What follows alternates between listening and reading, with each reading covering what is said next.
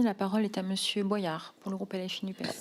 Oui, merci Madame la Présidente. On a un fil qui commence à se dérouler. Premièrement, il y a eu du coup les questions qui ont été posées par rapport aux propos de Bruno Le Maire. Vous nous avez répondu que c'est au ministère du Travail que ces décisions se prennent. Mon collègue a posé une question, quand est-ce que Bruno Le Maire va se taire? Vous nous avez répondu, c'est au ministère du Travail que les décisions se prennent. Ma question, avez-vous dit à Bruno Le Maire que c'est au ministère du Travail que les décisions se prennent? Deuxièmement, je vous ai posé une question au sujet, je le répète, aucune étude ne prouve que si jamais vous baissez les indemnisations ou la durée d'indemnisation, ça permet de lutter contre le chômage. Les universitaires le dénoncent, aucune organisation syndicale et même patronale ne la demande, sauf le MEDEF qui répète mot pour mot les éléments de langage qu'on entend à longueur de journée. Vous me répondez, il y a le dialogue social qui est en cours, je ne peux pas vous répondre. Donc je ne vais pas le prendre par ce bout-là.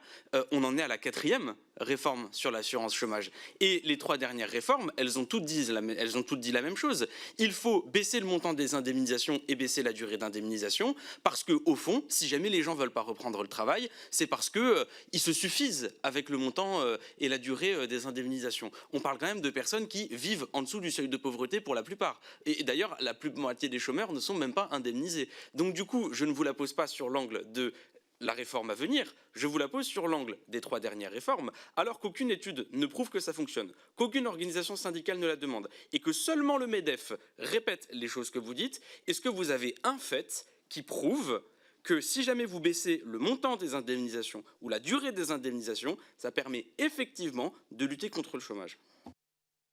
Merci. La parole est à Madame la Ministre. Merci beaucoup, Madame la Présidente, Monsieur le député Boyard.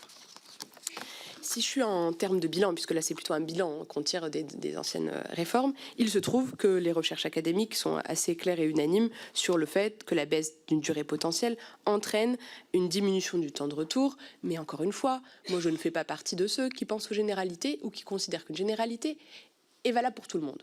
Là, ce qui nous réunit aujourd'hui ici, c'est la question de l'emploi des seniors. Et donc, il y a des spécificités seniors comme il y a des spécificités jeunes.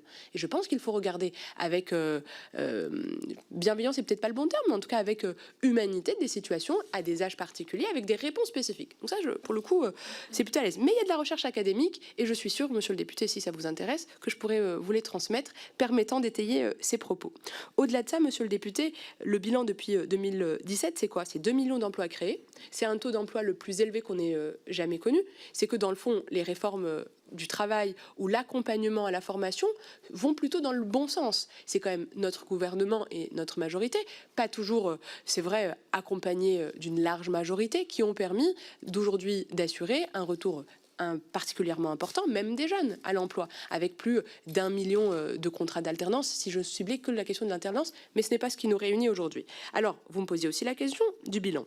Il se trouve que la raison pour laquelle a été mis en place le bonus-malus sur les cotisations employeurs d'assurance chômage a incité les entreprises, par exemple, à garder plus longtemps les salariés dans l'emploi, ce qui répond aussi à la députée Fanta Berret sur comment, de manière plus ferme peut-être, ou plus incitative, pour rester extrêmement policé, permet de lutter contre ça. On a le renforcement des conditions d'éligibilité, c'est vrai, parce que ça a été un des effets. La réforme 2019 visait également à mieux inciter la reprise rapide, en tout cas des salariés les moins éloignés. Sauf que la réalité, c'est que quand on parle de l'emploi du senior, c'est plutôt du chômage de longue durée dont on parle. On ne parle pas d'un chômage ponctuel, c'est plutôt éviter l'entrée dans le chômage, puisqu'on sait qu'il va durer plus longtemps, en tout cas parce que ce sont des populations qui sont plus vulnérables.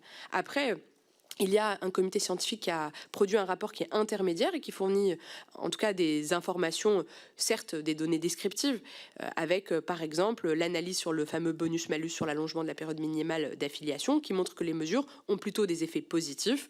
Maintenant, monsieur le député, le rapport intermédiaire ne présente pas d'analyse suffisamment bouclée, puisque le recul n'est pas encore complet sur un certain type de profil. Je pense aux femmes, tout à l'heure je pensais aux jeunes qui doivent être prises en compte peut-être de manière plus individuelle. Mais quand je prends les chiffres à froid, les jeunes par exemple, il est passé de 23% à 17%. Et donc maintenant, moi, pas moi, mais la volonté de la ministre du Travail, c'est aussi que ces emplois soient des emplois de qualité. Et voilà peut-être un angle peut-être nouveau pour apporter une réponse que je n'ai pas apportée tout à l'heure. Merci. Il n'y a pas d'autres